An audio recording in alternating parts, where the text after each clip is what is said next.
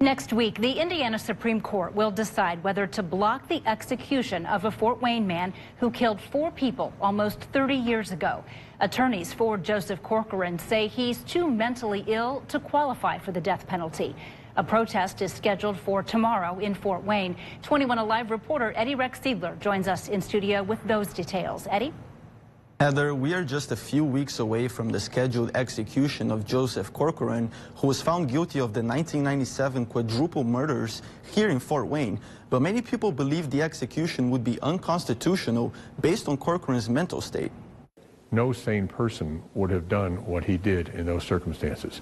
I know there's a lot of concern about the topic of mental illness with execution, and people talk about temporary insanity and that kind of thing. There's nothing temporary here. This man has been deeply ill all his life. Evan Davis is a former editorial writer for the Journal-Gazette who for many years has opposed the execution of Corcoran. Davis believes the court failed to consider Corcoran's diagnosis of paranoid schizophrenia when serving him the death penalty, and that executing him would be unconstitutional as it falls under cruel and unusual punishment. I think it's also a statement for Indiana.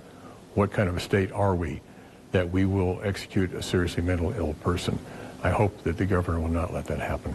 Corcoran's execution, set for December 18th, will be the state's first in 15 years. The states around Indiana either don't have the death penalty, or the two that do don't execute mentally ill people. We would be the only state to continue to do that. Janet Mitchell worked as an attorney for many years and has followed the Corcoran case closely.